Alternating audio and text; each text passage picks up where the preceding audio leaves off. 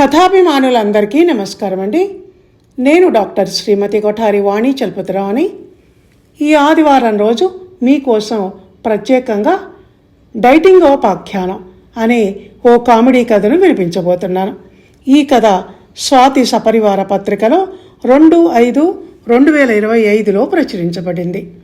ఇంకా ఆలస్యం చేయకుండా గబగబా డైటింగోపాఖ్యానం కథలోకి వెళ్ళిపోదాం. నేను భోజన ప్రియుణ్ణి, చిన్నప్పటి నుంచి అంతే. నేను ఇలా తయారు కావటానికి కారణం ముందు మా బామ్మ అయితే ఆ తర్వాత మా అమ్మ. మా తాతయ్య చనిపోయిన 2 నెలలకు నేను పుట్టానట. దాంతో మా బామ్మ నా మొగుడు మళ్ళీ పుట్టాడు, నా మొగుడు మళ్ళీ పుట్టాడు అంటూ ఇల్లెక్కి కోసిన కోడిలా కనపడ్డ వాళ్ళందరికీ అరిచి మరీ చెప్పటమేగాక నన్ను చంకనెత్తుకొని తిరుగుతూ మా తాతయ్యకు ఏమేం వంటకాలు ఇష్టమో అవన్నీ నాకు తినిపించటం మొదలుపెట్టిందట. మా తాతయ్య ముఖం వంక ఎంత ప్రేమగా చూసేదో అంత ప్రేమగా నా ముఖం వంక చూస్తూ, పూర్ణం బూరంటే నీకు ఇష్టం కదా, ఇంకోటి తిను. మినపగారులంటే ఇష్టం కదా, ఇంకో 2 వేయించుకో అంటూ పెద్దవాళ్ళు తినేంత తిండిని చిన్నపిల్లవాడిని నాకు తినిపిస్తూ నన్ను ఇలా ఫుట్బాల్లా తయారు చేసింది. అంతేకాకుండా ఇంకా ఇంకా నా వెయిట్ పెరిగిపోతుండటంతో నన్ను మోయలేక, చంక దిగే వయసు వచ్చింది, ఇక నీ కాళ్ళ మీద నువ్వు నిలబడు అంటూ నన్ను కిందికి దింపే ప్రయత్నంలో బ్యాలెన్స్ అవుట్ అయి అమాంతం నన్ను ఎత్తి కుదేసిందట ఓ రోజు. ఇదంతా చిన్నపిల్లవాడినైనా నాకెలా తెలుసు అంటే, నేను కొంచెం పెద్దయి లావు లావు జబ్బలు, కుండబొజ్జ సైజుకు ఎదిగాక కుదేసిన గుమ్మడికాయ ఆకారంలో ఉన్న నన్ను చూసి, ఏంటి పిల్లవాడిని మరీ ఇలా సిద్ధి వినాయకుని సైజుకు పెంచారు అని ఇంటికొచ్చిన వాళ్ళంటే, ఇదంతా మా అత్తగారి నిర్వాకం, మొగుడి మీది ప్రేమను నా కొడుకు మీద చూపించి ఇలా తయారు చేసింది అంటూ అమ్మ ఆ స్టోరీనంతా రికార్డ్ ఆన్ చేసి చెప్పినట్టు చెప్తుంటే నాకు తెలిసింది. అలా అన్న అమ్మ తనేమైనా తక్కువ తిందా? అదే తక్కువ తినిపించిందా నాకు? తన కడుపున కొడుకుగా పుట్టడం దేశానికంతా నేను చేసిన మహోపకారంగా భావిస్తూ నన్ను మా బామ్మ చేతుల్లో నుంచి లాక్కొని తన హ్యాండ్ ఓవర్ చేసుకోవటానికి నా కొడుకు నా పుత్రరత్నం అంటూ బామ్మ మీద పోటీ కన్నట్టు ఆమె కన్నా ఎక్కువగా తిండి తినిపించడం మొదలుపెట్టింది. ఎందుకంటే బామ్మ పెట్టే తిండి కోసం ఆమె కొంగు పట్టుకొని ఆమె వెనకాల తిరుగుతున్నాను కదా మరి నేను. ఆ తిండేదో నేనే పెడితే ఆమెను వదిలిపెట్టి నా వెంట తిరుగుతాడు కదా నా కొడుకు అని ఆమె ప్లాను. ఈ దేశంలో తల్లులు కట్టుకున్న మొగుడినైనా వదలటానికి సిద్ధంగా ఉంటారు కానీ కడుపున పుట్టిన కొడుకుని వదులుకోవటానికి సిద్ధంగా ఉండరు. అంత పొజిటివ్నెస్ వాళ్ళకి. కొడుకును కనటం అంటే పెద్ద ఘనకార్యం చేసినట్టు లెక్క. అందుకే నేను కూడా పెరిగి పెద్దయి ఊహ తెలిసి బెల్బాటం ప్యాంట్ల వయసులోకి వచ్చానేమో నాకు ఎవరేంటి అన్నది ఇప్పుడు బాగా అర్థమైపోతోంది. నాకమ్మ ప్రతిరోజు వంటలో చక్కెర పొంగలో, అన్నం పరమాన్నమో, కేసరినో చేసి పెడుతుండటంతో తీపి పదార్థాలు బాగా అలవాటై తింటున్న నెయ్యి ఒంట్లో కొవ్వుగా మారి బాడీ అడ్డదిడ్డంగా దాని ఇష్టం వచ్చినట్టుగా పెరిగిపోవటం మొదలుపెట్టింది. అయితే నాకు తెలియకుండానే నా మనసులో వయసులో ప్రవేశించిన యవ్వనం నా ఆలోచనలో మార్పు తేవటం మొదలుపెట్టింది. ఆడపిల్లలు కనిపిస్తే ఉత్తుంగ తరంగమయ్యే నా మనసు వాళ్ళ పక్కన నన్ను నేను ఊహించుకోవటంతో ఇప్పుడు మా బామ్మ అందరికీ వీడు నా మొగుడు, అచ్చం మా ఆయనే అని చెప్పటం నచ్చటం లేదు. చచ్చ, పళ్ళుడిపోయి జుట్టు తెల్లబడిపోయి ముసలి డొక్కైన ఈ బామ్మకు నేను మొగుడినేంటి అని రోషం వచ్చి రోత కూడా పుట్టి, ఇంకోసారి నేను నా మొగుడు అన్నావంటే ఏం చేస్తానో నాకే తెలియదు అని వార్నింగ్ల మీద వార్నింగులు ఇచ్చాను. దాంతో బామ్మ, అలా అనటం అలవాటైన నోరురా, ఇప్పుడు అకస్మాత్తుగా మానేయటం ఎలా కుదురుతుంది అని తిరిగని తీసింది. నన్ను దూరం చేసుకోవటానికి ఇష్టం లేనట్టుగా కళ్ళనీళ్ల పర్యంతం అవుతూ. నాలో వచ్చిన మరో మార్పు ఏమిటి అంటే, అద్దంలో చూసుకుంటే నా భారీ ఆకారం నాకే నచ్చకపోవటంతో నాకన్నా బక్కగా హ్యాండ్సమ్గా ఉండే మా నాన్నని చూసి మా అమ్మ నా మీద పట్టలేనంత ప్రేమతో నాన్న వంతు అన్నం పిండి వంటలు కూడా నాకే పెడుతున్నట్టుంది. అందుకే ఆయనలా ఎండుకోపోతుంటే నేను ఇలా ఊరిపోతున్నాను అని అనుమానం వచ్చి ఓ రోజు, నాన్న నువ్వేంటి అలా బక్కగా ఉన్నావు, నేనేంటి ఇలా లావుగా ఉన్నాను అని అడిగాను సీక్రెట్గా. మీ అమ్మలా మా అమ్మ, అదే మీ బామ్మ అంత గారాబంగా పెంచలేదురా నన్ను. అసలు కన్నా వడ్డీ ముద్దన్నట్లు అదంతా నీకే. ఇక నాకేమో బామ్మ లేదు కదా మరి, అదన్నమాట సంగతి. అప్పటికి వీళ్ళిద్దరికీ చెప్తూనే ఉన్నాను, వాడికి అలా పోటీలు పడి మరీ కూరి కూరి పెట్టకండి, రేపు ఒబెసిటీ ప్రాబ్లం వస్తుంది అని. వింటేగా. ఏదైనా బంటి మనం ఎలా ఉండాలి అన్నది అంతా ఈ ఆడవాళ్ళ చేతుల్లోనే ఉంటుందిరా. ఉద్యోగాల పేరిట ఇన్నాళ్ళు ఊర్లు పట్టుకొని తిరిగాను గనక నేను వీళ్ల బారిన పడలేదు అంటూ నాకు జ్ఞానోదయం కలిగించాడు నాన్న. తిండి తిప్పలు మానేసి చెమటలు పట్టేదాకా వ్యాయామం చేస్తే 2 నెలలకు చచ్చి చెడి 3 కిలోలు తగ్గాను. ఇంతలో నీకు 28 ఏళ్ళు వచ్చేశాయి, ఒక్క ఆడపిల్ల తండ్రి పిల్లనిస్తాను అని ఇంతవరకు మన గుమ్మం తొక్కలేదు అంటూ మా బామ్మ మా అమ్మ అదేదో నానేరం అన్నట్టు నన్ను సాధించటం మొదలుపెట్టారు. నా పర్సనాలిటీని చూసి పారిపోతున్నారని అనుకుంటూ ఉండగా ఇక్కడ లావుపాటి అబ్బాయి ఉన్నాడని సమాచారం తెలుసుకున్న మా పక్కూరి పెద్ద మనిషి ఒక ఆయన తన లావుపాటి కూతుర్ని ఇస్తానని మా గుమ్మం తొక్కాడు. నన్ను చూసి వీడికి అమ్మాయి పర్ఫెక్ట్ సూట్ అనుకున్నాడో ఏమో, చాలా కాన్ఫిడెంట్గా చేసుకోక చస్తాడా అన్నట్టు పెళ్లి చూపులు ఏర్పాటు చేశాడు. పెళ్లి చూపుల్లో చిన్న సైజు పర్వతంలా ఉన్న ఆ అమ్మాయిని చూసి గంతకు తగ్గ బొంత అనుకున్నాను నేను. మా వాళ్ళు అదే మాటను మనసులో అనుకొని ఉంటారని వాళ్ళ ముఖాలు చూస్తే నాకు అర్థమైంది.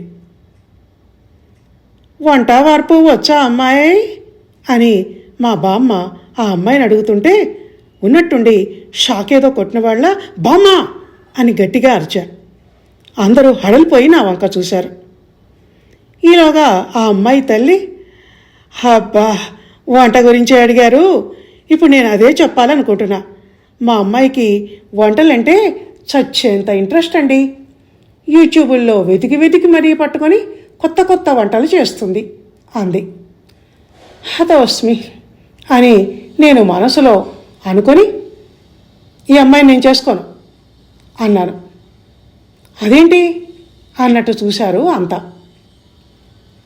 బామ్మ అమ్మ మీరు వండిన రకరకాల వంటలు పిండి వంటలు తిని నేను ఎలా బెలూన్లా ఉబ్బిపోయాను.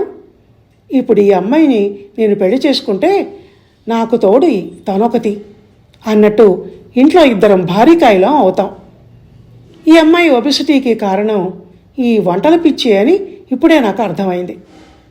కొద్ది రోజుల క్రితమే డైటింగ్ మొదలుపెట్టి ఈ మధ్యనే కొంచెం తగ్గా. ఇప్పుడు ఈ వంటలక్క నా భారీగా వచ్చి ఈ కొంచెం తినండి, ఆ కొంచెం తాగండి అంటూ నా మీద తిండి బలప్రయోగం చేసిందంటే, మీ ఇద్దరికీ తోడు తను మీ గరిట బ్యాచ్లో చేరిందంటే నా పని గోవిందా. కనుక నాకు వంట రాని పెళ్ళాం కావాలి. అది దొరికే వరకు నేను ఇలా బ్రహ్మచారిగానే ఉండిపోతాను, ఎంచక్కా డైటింగులు చేసుకుంటూ. పెళ్లి కుదిరే నాటికి కండలు తప్ప బాడీ అంతా మెలితిరగని 6 ప్యాక్ హ్యాండ్సమ్ హీరోలా అయ్యానంటే అమ్మాయిలు నన్ను పెళ్లి చేసుకోవటానికి క్యూలో నిల్చుంటారు అనగానే ఆ అమ్మాయి కన్న తల్లి చచ్చేంత కంగారు పడిపోతూ వచ్చిన గిరాకీ వెనక్కి వెళ్ళిపోయేలా ఉంది అనుకొని నా దగ్గరకు వచ్చి గడ్డం పట్టుకొని బతిమిలాతున్నంత పనిచేస్తూ ఓ వెకిల్ నవ్వి, బావు ఎంత అమాయక చక్రవర్తివయ్యా నువ్వు.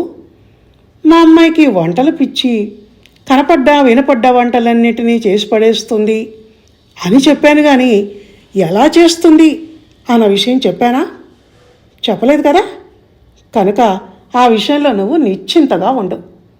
నీ డైటింగ్కు నేను గ్యారంటీ అంది నర్మగర్భంగా. మా ఆవిడ పేరు కనక మహాలక్ష్మి. వాళ్ళ ఇంట్లో అందరూ కనకం అని పిలుస్తుంటే నాకు అదే అలవాటైంది. ఇద్దరం భారీ కాయలం కావటంతో కావాలని పెళ్ళి లైట్గా, అంటే అదే సింపుల్గా చేసుకున్నాం. భుజం బంతి సమయంలో అందరూ నీ ఎంగిలి స్వీటు అమ్మాయికి తినిపించు అంటే స్వీట్ తినకూడదు అంటూ మిరపకాయ బజ్జీని నేను సగం కొరికి సగం తన కంచంలో వేశాను. శోభనం రోజు టేబుల్ మీద 4 ప్లేట్ల నిండా స్వీట్స్ పెడితే ఒక్కటి తిననివ్వకుండా రొమాన్స్ సంగతి మర్చిపోయి డైటింగ్ పాఠాలు చెప్పాను. వింటూ నిద్రపోయింది తను. అక్కడికి నేనేదో జోలపాట పాడినట్టు. అంతే, ఆ 2 రోజులే ఆమె నా స్వాధీనంలో ఉంది, పెళ్లి కూతురు గనక. ఆ తర్వాత బొడ్డున కొంగుదోపి నన్ను తన స్వాధీనంలోకి తీసుకుంది. పెళ్ళాలు బామ్మల కన్నా అమ్మల కన్నా చాలా పవర్ఫుల్ లేడీస్ అని నా పెళ్ళాన్ని చూస్తున్న కొద్ది కొద్దిగా అర్థం కావటం మొదలుపెట్టింది. మా ఆవిడకి వంటల పిచ్చికి తోడుగా మరో పిచ్చి బలహీనత రూపంలో ఆమెలో బలంగా ఉంది. అదేమిటో నా నోటితో నేను చెప్తే బాగుండదు, దృశ్య రూపంలో చూపిస్తే బాగుంటుంది. మా పెళ్ళై 16 రోజుల పండగైపోయాక మా బామ్మ, అమ్మ, కొత్త కోడలైన నా భార్య కనకానికి గరిటె చేతికిచ్చి వాళ్ళు మధ్య హాల్లో విశ్రాంతిగా కూర్చున్నారు. నీ కోడలు మంచి పనుమంతురాలేనేవో, వచ్చిన దగ్గర నుంచి చూస్తున్నాను ఆ చలాకితనం. వస్తూనే కొంగు దోపితే 16 రోజులైనా కాలేదు, పెళ్ళై అప్పుడే ఎందుకమ్మా అంటే ఆగింది అంటోంది బామ్మ తన కోడలైన మా అమ్మను ఉద్దేశించి. వంట అయిపోయింది మా అమ్మగారు, అత్తయ్య గారు వడ్డించనా అంటూ వంటింట్లో నుంచి నా పెళ్ళాం పెద్ద గొంతు వినిపించింది. వడ్డించమ్మా అంటూ ముందుగా కొంగు దులుపుకొని లేచింది బామ్మ ఆవురావురుమంటూ. కోడలు వచ్చింది, ఇంకా నాకు రెస్టు అనుకుంటూ అంతవరకు లోపల మురిసిపోయిన అమ్మ కోడలి చేతి వంట రుచి చూడటానికి అన్నట్టు తెగ తొందరపడిపోయింది. నేనొక్కడనే తటస్థంగా ఉన్నాను. లోపల అతి తిండి భయం పట్టి పీడిస్తున్నా ఏం జరగబోతుందో చూద్దాము అన్నట్టు. కూర ఇలా కంచాల్లో వడ్డించిందో లేదో, బాగుందండి కూర అని అడిగింది మా బామ్మను ఉద్దేశించి. ఇంకా నోట్లో పెట్టుకుందే అంది బామ్మ. అత్తయ్య పప్పు ఎలా ఉంది అంది ఈసారి అమ్మను ఉద్దేశించి. ఇంకా తినలేదు అంది అమ్మ. ఏమండి, కూర పప్పు తర్వాత కలుపుకోవచ్చు కానీ ముందు పచ్చడి కలుపుకొని ఎలా ఉందో చెప్పండి అంది నన్ను ఉద్దేశించి. అలా ఎలా, లైన్గా వస్తాను అన్నా నేను కూర కలుపుతూ. మా ఆవిడ తన ఇంట్రెస్ట్గా వంట చేయటమే కాక ఆ వంటకు సంబంధించిన పొగడ్తలను క్విక్గా ఆశించే మనిషి అని నాకు అర్థమైంది ఆ ఆరాటం చూశాక. నువ్వు కూడా పెట్టుకోమ్మా అని అమ్మంటే, అయ్యో అలా వద్దత్తయ్య గారు, ముందు మీరు తిన్నాక ఆ తర్వాత నేను ఒక్కదాన్ని పెట్టుకొని కూర్చొని తింటాను అంది మా కనక మహాలక్ష్మి సినిమాలో సావిత్రిలా. మురిసిపోయాయి నా పక్కన కూర్చున్న ఆడవాళ్ళిద్దరి హృదయాలు అని వాళ్ళ నవ్వు ముఖాలు చెప్పాయి. నాకు మాత్రం ఆ మాటల్లో ఏదో ధ్వని ఉన్నట్టు అనిపించింది. ముగ్గురం ఒకేసారి దొండకాయ కూర కలిపిన అన్నం ముద్ద నోట్లో పెట్టుకున్నాం. ముద్ద మూతి ద్వారం దగ్గరే ఆగిపోయింది, లోపలకు దిగనంటే దిగనని భీష్మించుకుని కూర్చుంటూ. కూర ముక్కలు నవ్వులుతుంటే పచ్చి దొండకాయలు నవ్వులుతున్నట్టుగా ఉంది కరకరమన్న వాద్య సహకారంతో సహా. ఎలా ఉంది అడిగింది కనకం మళ్ళీ. పెద్ద మంట మీద వండినట్టున్నావు, కూర మాడింది కానీ ముక్కొడకలేదు. ఉప్పు కారం వేయలేదా అసలు అన్నాను నేను. లేదు పర్లేదు బాగానే ఉంది అన్నారు మా బామ్మ అమ్మ ఇద్దరు యుగళ గీతం పాడుతున్నట్టు ఒకేసారి బోలెడు మొహమాట పడిపోతూ. వాళ్ళు అనుకున్నట్టు నా మాటలకు కనకం ఏమీ ఫీల్ కాలేదు. ఆ కూరను అలాగే వండాలి, అలా వండితేనే బాగుంటుంది అంది ఏమాత్రం తడుముకోకుండా. పప్పు డిటోనే, ముక్కొడకలేదు, అడుగంటింది. పులుసులో పులుపు తీపి రెండూ ఎక్కువే. అరకిలో చింతపండు, వీసెడు బెల్లం వేసినట్టుంది. నేను మాత్రం ఆనందం ఆపుకోలేక పక్కచొప్పులు చూశాను మా బామ్మ అమ్మ కంచాల్లోకి. అంటూ బామ్మ ఫస్ట్ బాల్కి అవుట్ అయిన క్రికెట్ ప్లేయర్లా ఒక్కొక్కటి ఒక్కో ముద్ద తిని మిగతాది పక్కకు నెడుతోంది.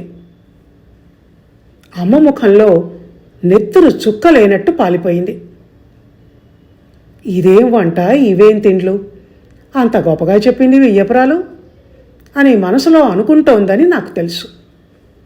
నాకు మాత్రం ఆ రోజు మా అత్తగారన్నా వంట చేస్తుందని అన్నా కానీ ఎలా చేస్తుంది అన్నది చెప్పలేదుగా అన్న మాటల్లోని అంతరార్థం ఇప్పుడు ప్రాక్టికల్గా బోధపడినట్టు అనిపించింది. మనవరాలి వంక చూస్తూ ఆ పెరుగన్నా ఇలా వడ్డించు అన్న బామ్మ మాటల్లోని పెరుగన్నా అన్న వ్యంగ్యం అర్థమై హుర్రే అని మనసులోనే కేకపెట్టాను.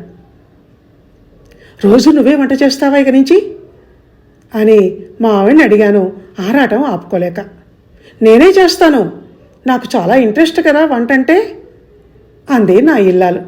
చెయ్యి చెయ్యి, నువ్వే చెయ్యి అని పైకని నా డైటింగు ఇక నుంచి 3 కూరలు 6 పచ్చళ్ళు అన్నట్టు, చచ 3 ఉపవాసాలు 6 లంకణాలు అన్నట్టు సాగిపోతుంది అని పిచ్చి పిచ్చిగా ఆనందపడిపోయాను.